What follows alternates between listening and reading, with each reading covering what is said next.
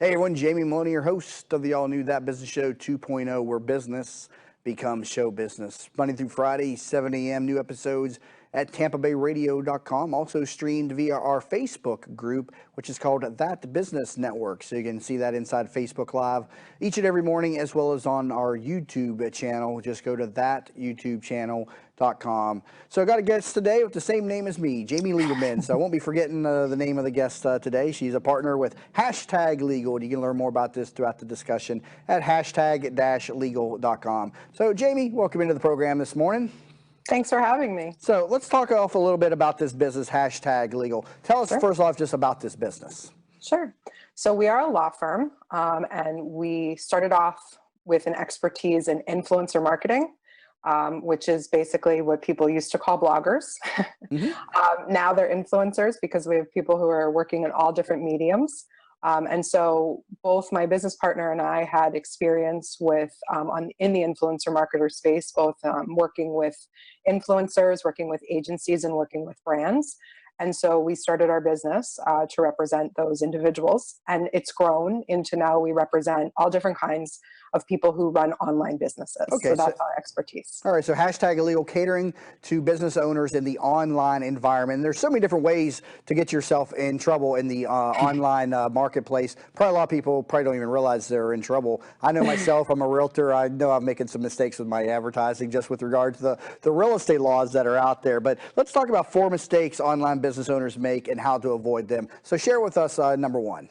So the biggest one that I see is that when someone is launching an online business, they don't form an entity like an LLC. The majority of online business owners, it's pretty easy and should just form that LLC in order to protect their personal assets. And I see a lot of people who start and they just kind of start as a hobby, or they're not thinking about it as a business, and then they start to make money and realize, oh no, I really need to protect myself. So we always recommend that when you're starting any kind of online business or you're accepting money in any way, you should always form some kind of entity. All right, and should it always be an LLC if it's an online business, or is that a talk that you need to have with the attorneys and the accountants? You definitely need to have that conversation with your attorneys and your accountants. It just really depends on your personal situation, although I will say the majority of my clients form LLCs. That seems to be the going thing these days. Everybody's got an LLC. I myself have an LLC on top of a PA that I have. Really couldn't tell you the differences of them, just what the attorneys and the accountants said to do. So that's what I did. So hopefully it's right nonetheless. So another mistake online business owners are making with their businesses online. When they enter into agreements, not getting written contracts. We see that so much, unfortunately, where people will just have emails going back and forth, or there won't even be an email, it'll be verbal. And so we always recommend that time you're entering any kind of business relationship, you have a written contract. Now, an email is still a contract in and of itself, isn't it? I mean, I know it's not as enforceable, or it's oftentimes vague, but correct me if I'm wrong. I mean, if you do some type of modification to an agreement via an email, is that still as binding as a contract? So emails can certainly be contracts. You just have to make sure you have all the right elements in that in order to make it enforceable.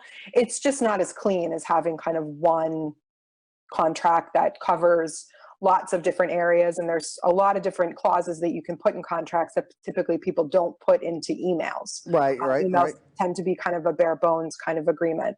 And yes, as long as the parties agree to it and both parties sign off on it, you could certainly modify written contracts through email.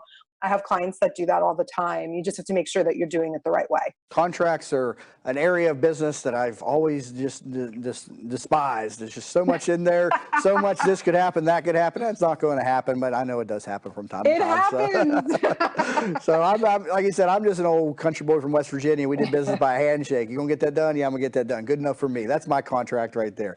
I hear it all the time. Not really advisable though in the business world. People that know me know I've done 500 plus shows, and we talk talk about doing things right, even if I don't do them right myself sometimes. So, Right. what's another mistake business owners are making out there? Another one that we see a lot is not having the right terms on your site, terms and conditions. Anytime that you're collecting any kind of email addresses or you're sending something out, is you need to have a privacy policy. And so we see a lot of people who are online that don't have privacy policies. If you're selling something on your website, you need to have you need to have your purchase policies, your refund policies. If you're providing information, say you're someone who writes about fitness or you write about diet, you want to make sure you have the right disclaimers on there so people aren't relying on you for medical information. So having the right policies and site terms on your website are really important. I learned about that last year. As a matter of fact, I found whole sites out there that'll kind of have these standard privacy policies that you can kind of just copy and paste and put on your website. Is that advisable just for a quick fix, just to go to those third-party sites and then copy and paste that and put that as your privacy policy, at least, as opposed to, going out and doing it properly? So I fix a lot of those. I guess if you're choosing between nothing and something, I would say choose that. Yeah, I actually learned about that because I was doing a Facebook ad and it said you need to have a link to your privacy policy. I was like, privacy policy? I never did that. So started researching that and I came across those sites and I copy and pasted one and put that up there. What are some of the problems inside those sites or those privacy policies that you need to fix? They're just not specific to your business. So it really depends on the type of business that you have. And there's a lot of external links. You need to be linking to whatever company that you're using, say for your mailing. Say you use MailChimp or one of those, you need to link your readers back to their websites to show them what their privacy policies are. So there's lots of things that are very specific to each person's business and website.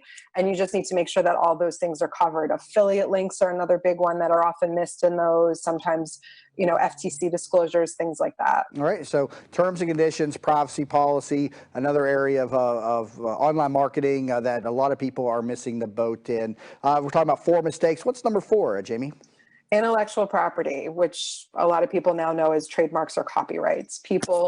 We see so many people making mistakes in that way, either not protecting your own trademarks, not doing research before you choose a name and realizing that you might be infringing on someone else's trademark.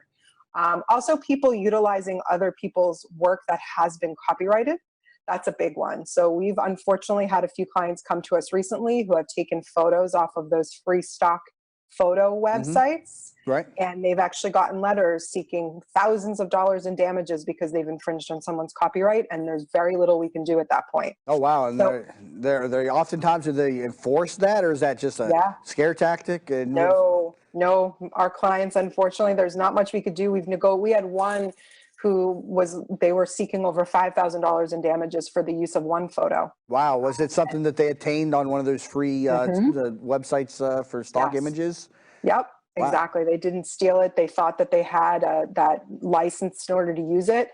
And unfortunately, you are pretty much liable if you pluck a photo from one of those websites and the license is not proper. Even if the website says they do have the license, if they don't, you're still liable for that as well. So I always recommend paying for your stock images. How can you prove the photo, though, is 100% the same photo? Because could it be like the exact same picture taken by somebody else? Couldn't you make that argument that, yeah, I took that photo myself. It's just ironic that they look identical. Can you make that argument as a defense? Unless you did take that photo, no. So, I mean, but that's what I'm saying, though. How can you prove, though, that you actually got the photo from their site, even though is it the same HTML code or something that they look at? Typically, when you're using that, the way that you take it down is you utilize the website, and then if for a free stock photo, they typically make you put the copyright at the bottom of it. Okay, so it's trackable in that sense. Okay, I've always wondered how they could actually say that is the identical photo. Even if I take that same identical photo myself, it could be a possible defense in the event that somebody was to say that is their image. So how can you then protect yourself against, it's so easy to get photos. You just have to get your own photographer to be 100% protected out there? No, you can use the paid sites. So as long as you're paying for it, those paid sites, typically that is not an issue. And that is typically also when you're paying for them, even if you pay $1. So find some good stock image sites that you can just invest a little bit of money in. It's worth it. So even if, is there no risk then to the paid sites versus the free sites? Or is there just that you have a defense in that site or situation to go back to the paid site and say, hey, Getty Images is coming after me now? It's far less, because typically in the kind of terms and conditions that you've agreed to, that it's not as much of an issue, and it just doesn't seem to tend to happen that people are charging for somebody else's photograph. It's just not really an issue, so it's just definitely the safer way to go. And I do know Getty Images is a big player in this game in terms of coming after people for using their images. But is it more than just them out there? Is there more players in this business? Oh, there's lots and lots of small photographers that are very aggressive with their copyrights, because they have to be. If you're not aggressive with your copyright, then you lose some of the teeth of it. So you have to prosecute your intellectual property if someone's using it without a proper license. All right. Currently talking to Jamie Lieberman. She's a partner with #Legal. Learn more about this at hashtag-legal.com. Again, specializing in online business owners and sharing with us 4 great tips that a lot of online business owners are making in the marketplace out there, starting with not forming the entity, making sure that you have the privacy policy on there, something that I learned about last year, the terms and conditions, the copyrights on the photos. And what was that one I'm missing right there, Jamie? What was that other tip that you shared? We talked about trademarks and making sure that you check and make sure you're not infringing on someone else's trademark before you pick your business name. All right, and I want to talk about trademarks and intellectual property in depth when we come back from the break, again, with Jamie Lieberman here, partner, #Legal. Learn more at hashtag-legal.com. Also, you learn more about us over at tampabayradio.com. We want you to check in each and every morning, 7 a.m. to 8 a.m. online at tampabayradio.com to catch all the new episodes, and find us on iTunes and also on YouTube. We've made a YouTube channel easy to find. Just go to thatyoutubechannel.com. And please subscribe, leave some comments, leave some reviews. It definitely helps the show grow again. So head over to thatyoutubechannel.com or tampabayradio.com. And if you would like to come onto the program, visit tbsinterview.com. We'd love to hear your story about your business as well. You're listening to the all-new That Business Show 2.0 with Jamie Meloni, where business becomes show business. Hi, welcome to Yeager's. We just want to take a minute and show you what we're all about. At Yeager's, our primary business is hardwood flooring, although we are remodelers for kitchen, bath, and general construction. We operate a fleet of shop-at-home vans that have all the flooring-type products, hardwood flooring, laminate flooring, tiles, stone, what have you. So we're able to come out first with products in our vehicles and take a look at the setting, how the colors will work, and then to be able to come up with some options and ideas for you. If that's not good enough, we have a large distribution center that we inventory product and have a nice display area.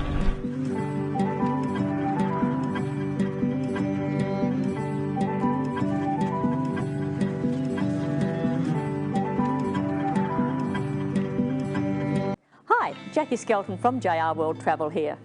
If you travel, you need a licensed professional travel consultant, not a computer. Your licensed professional consultant can get you more for your time and your money. Value for your money and experience, not marketing salesmanship. When you're sick, you call the doctor. When you need legal advice, you call an attorney. So the next time you want to go on any type of travel, call your licensed professional travel consultant who actually represents you. We specialise in group travel, family reunions, weddings, to escorting large groups or making special arrangements for the disabled. Please call 844-249-0190. We are a full-service travel consultancy offering worldwide concierge service. Air, land, sea, rivers, resorts, locally, nationally and internationally. Remember that number, 844-249-0190.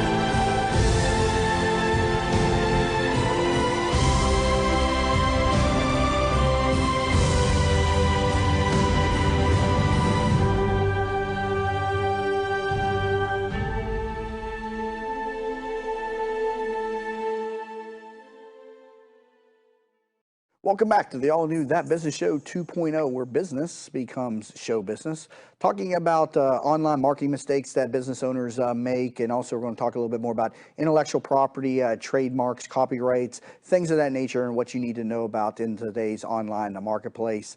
Currently talking to Jamie Lieberman, partner with Hashtag Legal. Again, learn more, hashtag-legal.com. So Jamie, let's talk a little bit about intellectual property, starting with a trademark. I know a lot of people, when they get ready to open up that business, they pick a name and they go right to work. They don't even think about, trademarks or intellectual property. Take me through the steps that a traditional or a business owner should be thinking about when they start their business. Sure. When you're thinking about your name, at minimum, you should just be running a Google search just to see if anybody is using the exact same name or something very, very similar. Just because somebody is using that name doesn't necessarily mean you can't use it. You need to look at whether or not they've actually trademarked it. And if they have trademarked it, then you need to look at for what purpose. So what they call it, the U.S. Patent and Trademark Office calls it a class. Mm-hmm. So you may have an online course that you run and you want to use a specific name for it, but somebody else is using that name for a completely different product. So you'd have to look into that and see that. But the best piece of advice I have for people is just Google it, see if there's anything else out there, because the biggest concern with trademarks is customer confusion, and you don't want to be causing any kind of confusion for people thinking that you are somehow affiliated with, say, another company that's already using the name. Right. I myself picked That Business Show, got that trademarked fairly recently. And it is a process to get something trademarked. Yes. It's not quick. It took about 9-10 months or so to get it done. Fortunately, I didn't get hit with any challenges, but it is a process to get something trademarked. Take the audience through just kind of the basic steps of getting a trademark. Sure.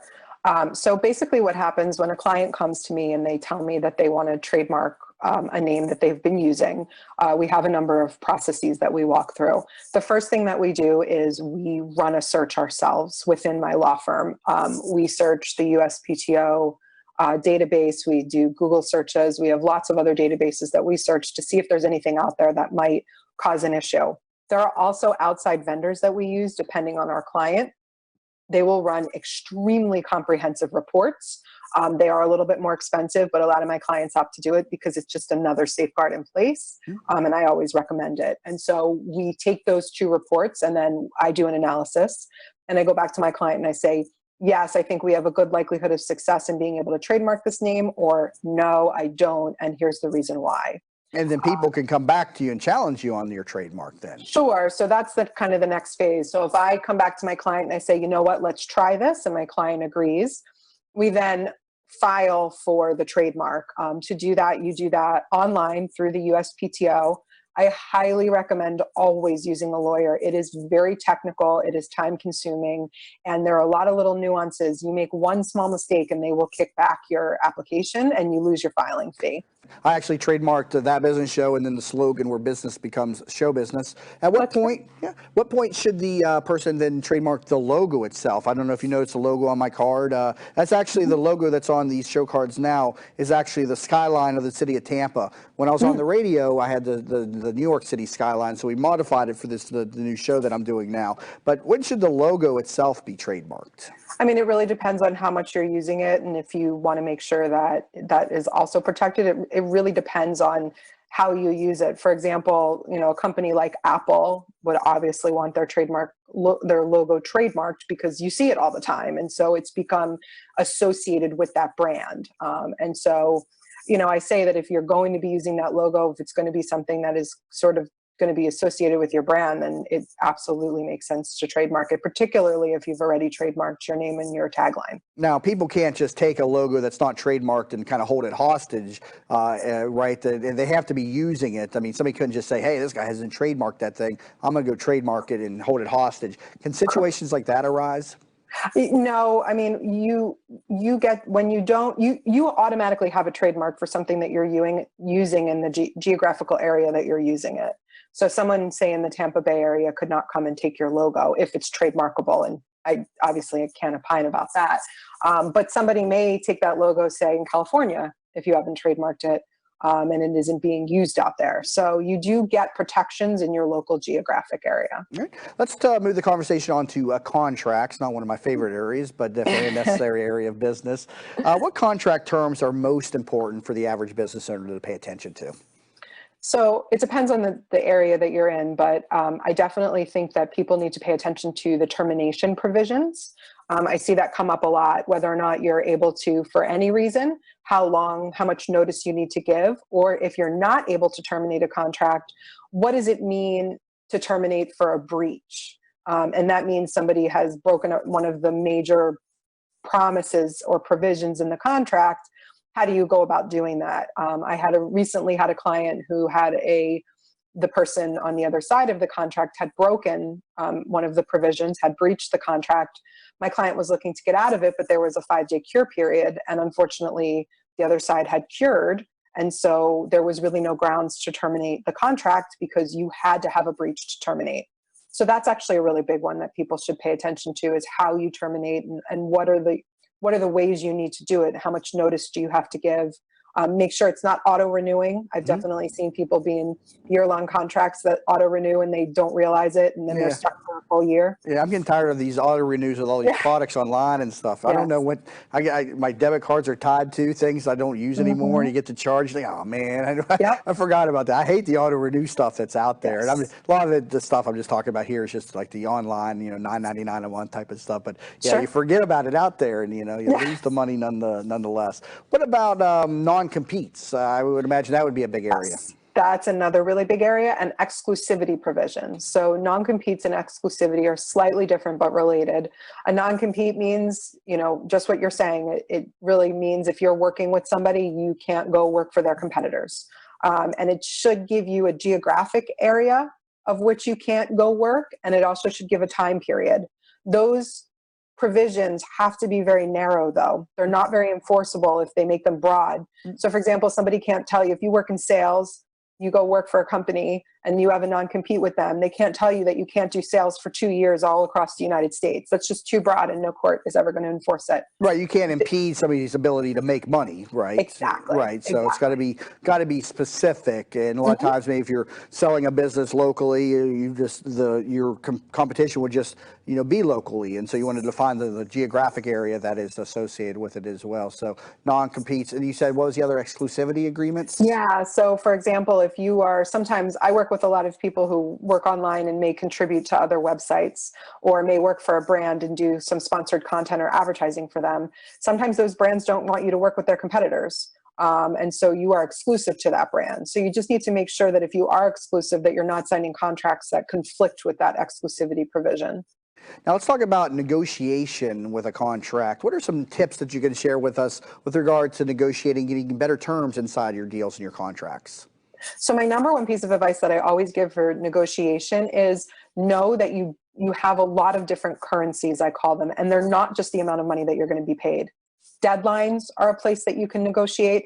Exclusivity and non-compete is another one. If you're an artist or a creative and you're creating a work for somebody else, you have to look at those intellectual property provisions. So you need to make sure who owns that. And that's a great area where you can negotiate. If you want to continue to own a portion of the copyright of something you've made for somebody else, if they want to own the entire copyright, then that's a great area where you can make more money from that.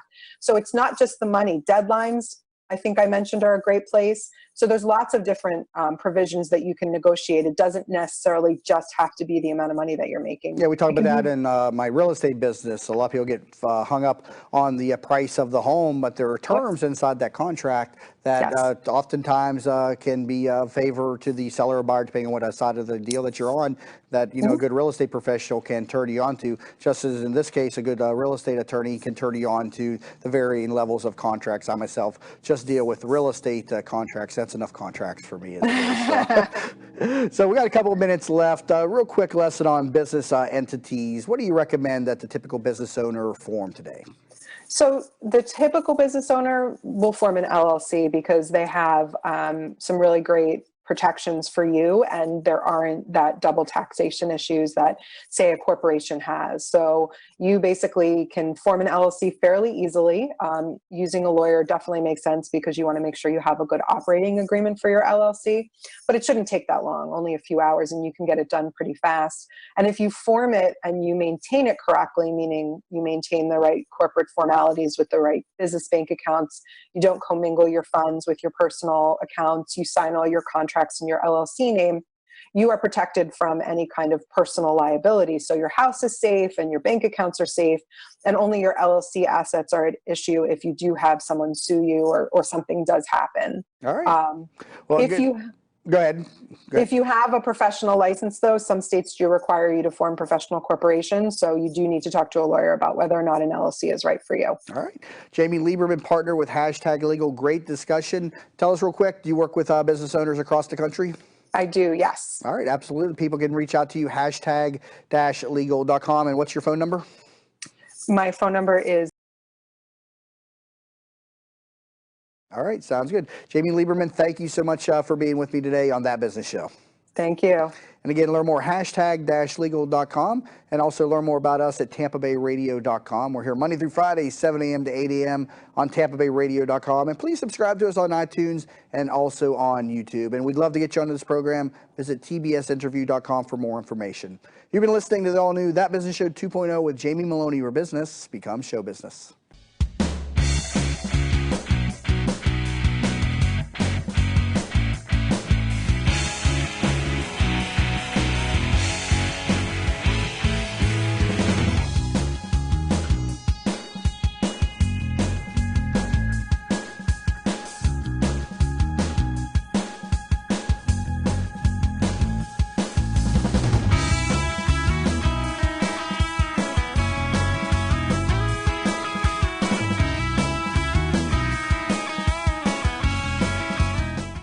Hi, welcome to Yeager's. We just want to take a minute and show you what we're all about. At Yeager's, our primary business is hardwood flooring, although we are remodelers for kitchen, bath, and general construction. We operate a fleet of shop-at-home vans that have all the flooring-type products, hardwood flooring, laminate flooring, tiles, stone, what have you. So we're able to come out first with products in our vehicles and take a look at the setting, how the colors will work, and then to be able to come up with some options and ideas for you. If that's not good enough, we have a large distribution center that we inventory product and have a nice display area.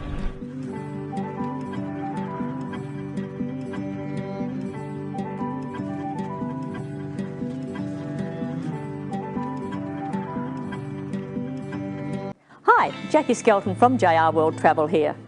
If you travel, you need a licensed professional travel consultant, not a computer. Your licensed professional consultant can get you more for your time and your money. Value for your money and experience, not marketing salesmanship. When you're sick, you call the doctor. When you need legal advice, you call an attorney. So the next time you want to go on any type of travel, call your licensed professional travel consultant who actually represents you. We specialise in group travel, family reunions, weddings, to escorting large groups or making special arrangements for the disabled. Please call 844-249-0190. We are a full-service travel consultancy offering worldwide concierge service. Air, land, sea, rivers, resorts, locally, nationally and internationally. Remember that number, 844-249-0190.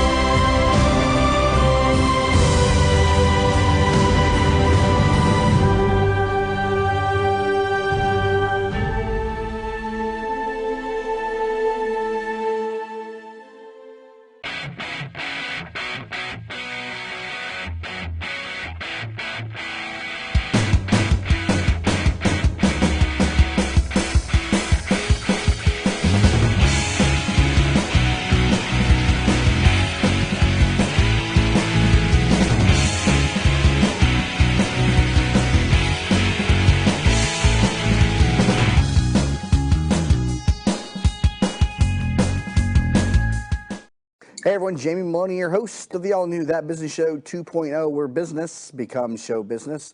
We're here Monday through Friday, 7 a.m. to 8 a.m. New episodes at TampaBayRadio.com and then made available on demand on iTunes as well as on that YouTube channel where all the high-definition videos are available. Again, go to that YouTubechannel.com. And so today's program, we're going to be talking about content marketing and some other areas related to marketing in general. My guest is Randy Reyes, who is the co-founder of Outgrow, a growth marketing platform where any marketer can build highly converting calculators and viral quizzes to increase customer engagement and boost demand generation. So Randy, welcome to the program today. Thanks for having me. So first off, tell us just generally speaking, what content marketing means to you, and also you use the term growth hacking, and so I want to know what you mean by that term as well. Sure. Yeah. So I think what we mean by growth hacking is that you're basically trying to find strategies to grow your business in non-traditional ways. So a traditional way to grow your business would be to invest in advertising. Okay. Right. And so that costs a lot of money, and that's traditional, and everyone else is doing it. A growth hack would be a non-traditional way to grow your business or to come up with strategies to engage and acquire customers. Okay. Now tell me the background of Outgrow. When did you start this company? And I see you're the co-founder of it. Tell us a little bit about the history of this company. Yeah, sure. So Outgrow is part of a company I started with a good friend of mine, and we basically have two core products. We started about 5 years ago now. And so one product is called Venture Pact, which is a developer marketplace, and the other is called Outgrow, which is a interactive content marketing builder. So it puts the power into the hands of a marketer to create interactive and personalized content. Whereas before, they had to do everything with developers and designers, and it was long, time-consuming, and difficult. With our builder, marketers can now, have the power on their own to do this stuff on their own. They can build these interactive experiences and personalization without needing to call up a developer or designer. Okay, so when you use the term content marketing, you're talking about a user's ability then to use videos, to use these quizzes, these calculators, to build lead pages and other ways to attract people then to your product or service. Am I getting that right? Yes. Okay. Yes. So how will content marketing then change in the future? Well, that's a great question. So I think content marketing is going to move from a one-way communication where we put out a piece of content, it's static and it's one-directional, to two-way communication where the user can interact with the content and get feedback from it, and it's giving them information that the content is relevant to that user. So I'll give you an example. So if I go into a blog post, let's say I'm trying to buy a home. I go into a blog post that says, how do you think about buying a home? And that's going to be a generic piece of content. Okay. Everyone's going to read the same piece of content. In the future, what's going to happen, or even starting to happen today, through tools like ours, they'll go on, it'll be like, what type of home should you buy? And then it'll interact with you. It'll either take data that they have about you, or it'll ask you questions. Where do you work? Where would you like to send your kids to school? Okay. And now you get some context. How much budget do you have? What's your credit score? All right, so it's figure out what size mortgage they can get, what size down payment they would get, which neighborhood makes sense for them. And now you're telling them, these are 3 apartments or homes that are relevant to you based on everything you've told us, and this is why they are relevant to you. So that's a much more useful piece of content than, the same generic standard, how do you put in buy your criteria, and he gives you the features that meet that the database query when you put in the standard features. We got that. Right, yeah. So that's interactive marketing. So how do you differentiate that between interactive marketing and personalized marketing? I see you use those two terms. Sure, yeah. So, interactive means that the user is able to give you some information. It's a dialogue. It's two-way, right? So the user is giving you something, and you're giving it something back. And it's kind of going back and forth. And so they kind of tie hand in hand, because what personalized does, personalized means that it's specific to that user. It's personalized to them, right? Mm-hmm. So you can have a personalized experience that doesn't interact with them, but it's personalized because you know something about them based on their previous login. So you know about from their previous login that the last time they logged into your site, that they bought shoes. So the next time you'll tell them, oh, you like those type of shoes, that means you're kind of this type, this is your fashion type. Maybe these types of socks or these types of jeans will work well with those shoes. So you're personalizing it to them. Interactive is you do that personalization, but you also interact with them. So you don't just say one way, this is what you should get. This, it's a two-way thing where it's like, hey, we think this is cool for you. What do you think? And then they say, I don't like it and I like it. And then you give them something else. So now they're talking back to you. So it's more like a conversation. And then anything you can model, if you can model how people interact in the real world, right, which is two-way, right? You rarely go out for dinner and have a purely one-way dialogue, right? It's usually two-way, one-way monologue, sorry. It's usually a two-way dialogue. Mm-hmm. And so that's kind of, you're trying to model that in-person relationship online and trying to bring that in. All right, so people can find out about this at outgrow.co. Make sure not to put the M on that. That's not a typo. It's outgrow.co. Now, do you employ marketers then from across the country then that interact with the clients to develop the lead pages and these different content marketing platforms? How does your service work then to people that are listening and like what you're talking about? Sure. So the way it works is it's basically any marketer, any creative person, any content person, or even a social media person will come onto our site and build an experience, either a calculator, a quiz, or recommendation that helps them better engage their audience. So an example would be if you're in, if you're in financial services, or if you're, and you're trying to get someone to kind of educate people on lending.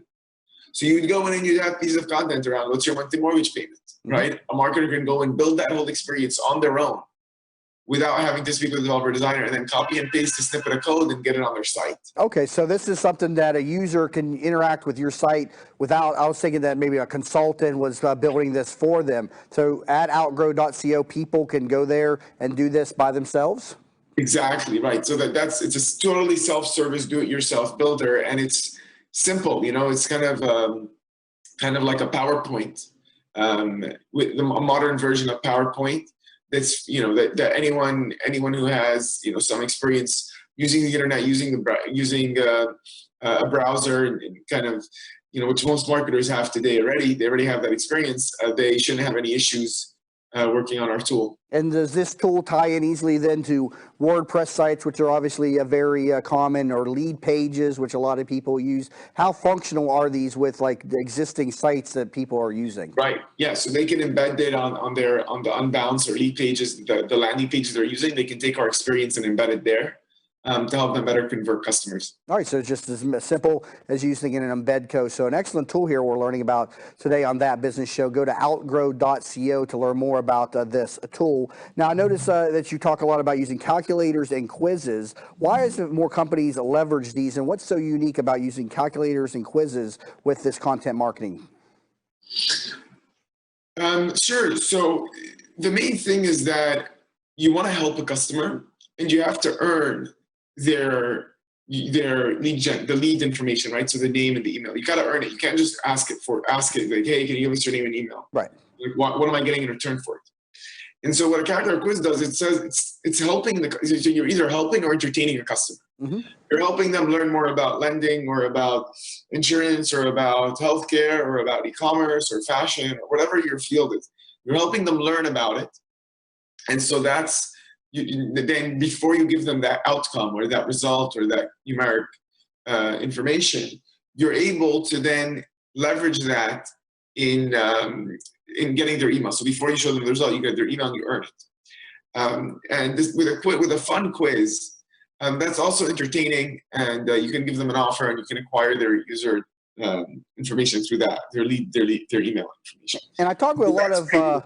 I talk with a lot of online marketers about, the system or the formula to get those lead captures. And, a lot of it hinges on that free product up front, tease them with that, get the email, hit them with an offer or something small, and then try to hit them with, a bigger product after that. Do you see better conversions with the use of a calculator or a quiz as a free, as that free lead in versus a free report or something else? Yeah. Definitely. So for our development marketplace, we launched a calculator. How much does it cost to build a mobile application? Mm-hmm. And we showed how the price varies by geography. And that took off. I mean, that was like an order of magnitude. It was over 30% better converting than anything else we had done. We were able to generate, over 10,000 leads. And in terms of performance and engagement, it became a tool in and of itself that people were sharing and posting on forums and finding on Google. Interesting. So that was a calculator on how to build a mobile app in different parts of the country? On how much does it cost to build a mobile app, yeah, in different parts of in the US and globally. So it shows you like across the world. Okay, so people can, whatever industry that they're in, that is an excellent idea. Then, in real estate, you see the calculators a lot of times to, what's the monthly payment. But so your site allows people to create any type of calculator and then embed that onto their website. So that is an excellent tool. And then, as he said, is getting a 30% greater conversion rates than the free reports or click here to watch a video. And so you definitely want to check out their site, outgrow.co. Currently talking to the co-founder, Randy Reyes, and again, with their site that focuses on building content marketing specific to your site, and you can do it easily by yourself with their tools. Again, outgrow.co. Got to take a break, but when we come back from the break, we're going to talk a little bit more specifically about content marketing techniques and segmentation, targeting strategies to get better conversion rates for your leads on your website. I know all of us entrepreneurs and business owners struggle with that lead conversion, and so we got a great guest with us today, Randy Reyes, again, co-founder of Outgrow. Learn more about this program. We're on TampaBayRadio.com, live stream Monday through Friday, 7 a.m. to 8 a.m., and then on demand on iTunes as well as on YouTube. And we'd love to hear your story too, so reach out to us. You can get in touch with us through tbsinterview.com. Again, tbsinterview.com. You're listening to the all-new That Business Show 2.0 with Jamie Meloni, where business becomes show business. Hi, welcome to Yeager's. We just want to take a minute and show you what we're all about.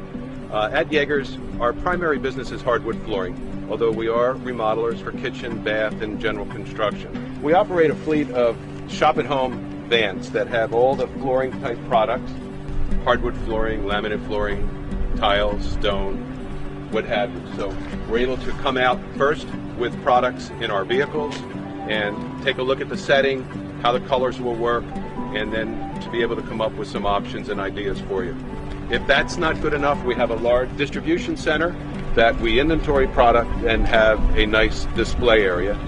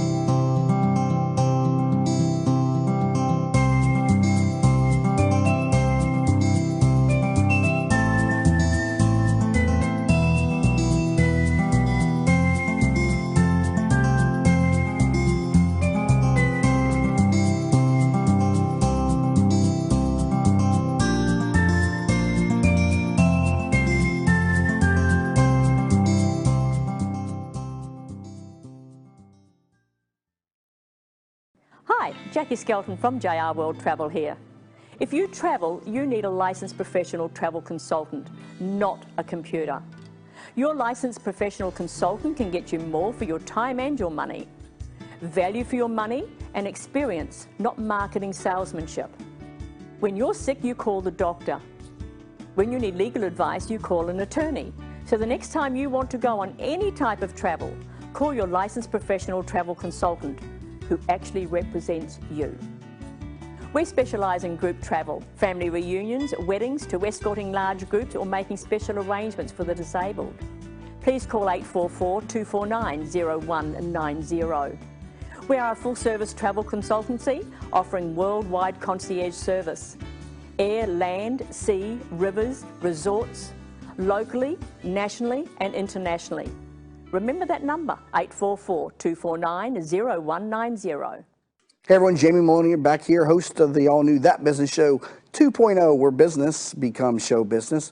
Learn more about us, TampaBayRadio.com, and we're on demand over on iTunes and YouTube. So we'd appreciate it if you would subscribe and leave a comment, and also share it amongst the social media platforms that you use to help get the word out. Again, ThatBusinessShow.com is also a site where you can find stuff available on demand and easily shareable on social media. All shows we've ever done are over there. 500 plus shows going back almost over 2 years on this program, plus the programs that I used to do on the Jamie Meloni Real Estate Show. So a lot of content out there to share. We appreciate all the listeners and viewers that tune into the show each and every day. So we're talking about content marketing today with Randy Reyes. He's the co-founder of Outgrow, and this is a unique site where you can go on and build your own personalized calculators or quizzes to help you in that lead conversion battle out there, to get people to your website, to get those email addresses so you can sell your products. And you can learn more about this, outgrow.co. Again, be sure to drop the M off the end of the URL,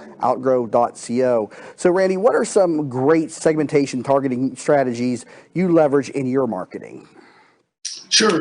So what happens is when you generate a lead, especially with a calculator quiz, you're not just getting a name and an email, right? You're getting all their answers to those questions that you've asked them before to get that recommendation. So the way we segment is we say, okay, well, we know that on question one, this person said that they want to build an iOS application and they want to start in 3 months. And they have, they want to spend around $20,000 on this. So now you can take that information, and when you're sending them an email, you're able to specifically target them with that notion, with that concept. Okay, so you want to segment your email list, something that I've done a poor job of through the years. I know a lot of people just want to throw it into one big email list, which is, I know, ineffective, unfortunately. Segmentation, definitely a much better marketing technique. And so from the answers that you're getting from these questions, you can then begin to build these segmented lists, correct? Right. Okay, and so how have you set up your own sales and marketing tools? Sure. So the way we have it structured is, you start off with the marketing, right? You start off with the marketing is responsible for generating a marketing qualified lead. And then once the marketing qualified lead is generated, it gets passed off to a salesperson based on territory and business and deal size and type of business. Right. And the salesperson will take over. What we consider a marketing qualified lead, right, is someone who we know where they're located. We know they have budget and they have need for what we provide, and they have expressed interest in our solution. So if they have those things, we're able to then consider those marketing qualified lead. They're ready to get onto a demo, get onto a, speak with our salespeople. You want to protect your salesperson's time because that's valuable and that's constrained. And so that's why we have that qualification, and we put it in marketing so you can automate and streamline how you do that. How many questions then, when you're using the quiz format, do you recommend somebody builds into their platform?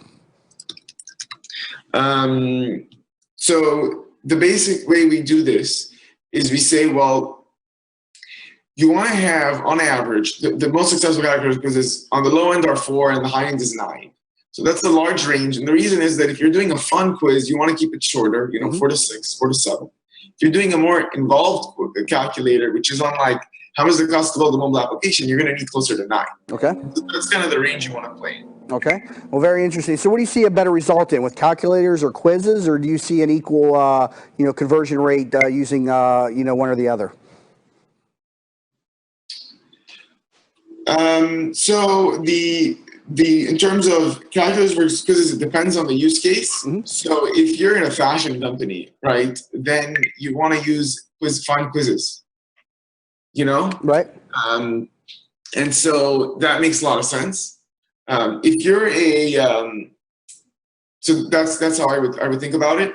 But if you're like a mortgage company or insurance or in healthcare and you're talking about risks, you're going to be building more calculators, right? Numeric-based information around what is the risk of you catching Zika? What is your risk of diabetes or heart disease? Things like that. What is your risk of property? Like when should you get property insurance? Things around either risk or cost or savings or ROI. You're building calculators for that. So I think it depends on industry. in terms of what does well. You want to, the main way we look at it is, what are the questions your sales people are getting and your customer support / customer success team? What are the questions they're getting? And if they're getting cost and numeric questions, then build calculators for that. And the questions they're getting that are based on recommendations or outcomes, build quizzes and outcome quizzes and recommendations for that.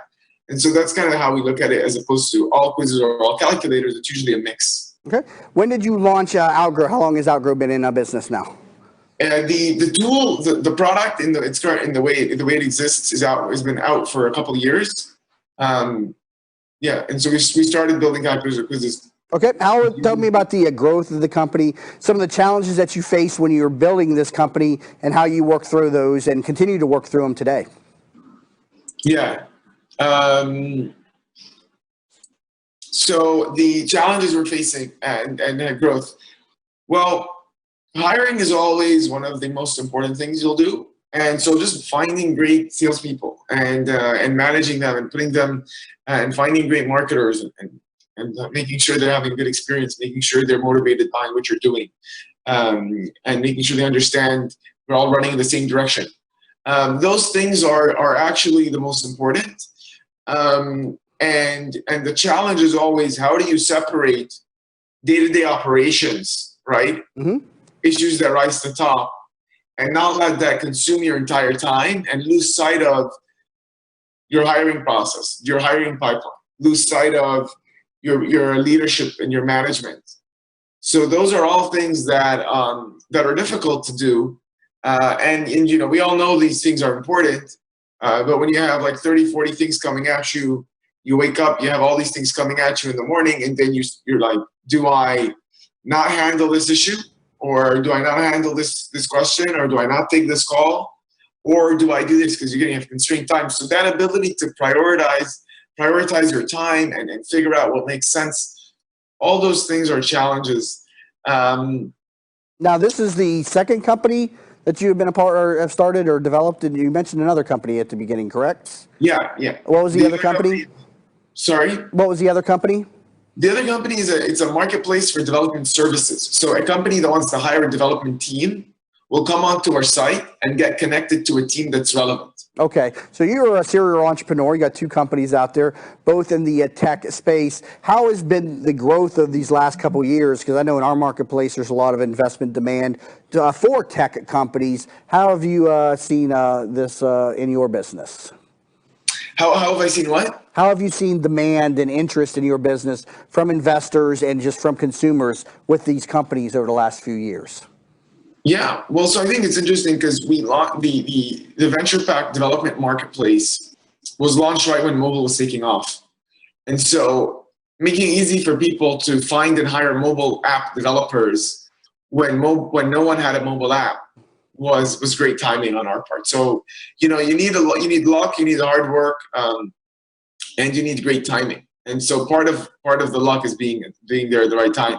And so the timing of, you know, early 2012, mobile, people started to realize like mobile is like a legitimate platform, and you need to have mobile application, mobile content, mobile browser, mobile like responsive experiences. And so that was good timing. So obviously there was huge growth just in terms of suddenly you have a new market and everyone needs to figure out how to handle it. Yeah, there's the growth in the app business, something we talk about on this program a lot, and there's still a lot of opportunities for mobile apps out there. It's a tremendous market to be in. You've built a couple companies now. What have you learned while building these new businesses? So obviously I said already hiring, that's like one of the number one things for us. The other things that are important is just the how do you think about distribution of your idea or product? In today's world, there's just so many ideas and products that are out there. How do you get someone's attention when the massive brands that are putting 7-8 figures into advertising, sometimes 9 figures into advertising, they're struggling to get attention. Right. And how do you, as a small company with limited marketing budget, get people's attention? And that's a challenge. And that's only getting harder as the cost and ease of starting companies and products goes down. The challenge that comes up is that you have an increase in the number of companies, and then the people still have the same amount of time in a day. I definitely like this product. I'd not learned of your product until I met you through the program. So this is something I'm going to check out for myself for sure. Outgrow.co. You could use these calculators and quizzes for lead generation and conversion versus the watch the video or the free report. So again, Outgrow.co. One more question here. Then, how do you think of product design for marketers? Product design. Oh, that's really important. So what we've done specifically for product, because people are building experiences with us, and those need to be well designed, and they need to incorporate that onto their site. And most marketers are not user experience designers, and they're not really even general designers like with user interface designers. So what we've done is we basically created a set of templates that are optimized. The user experience is optimized, the user interface is optimized, so that all the marketer has to do is put their brand colors in and choose the images that make sense for them, or GIFs if they're trying to make it fun and engaging. All right.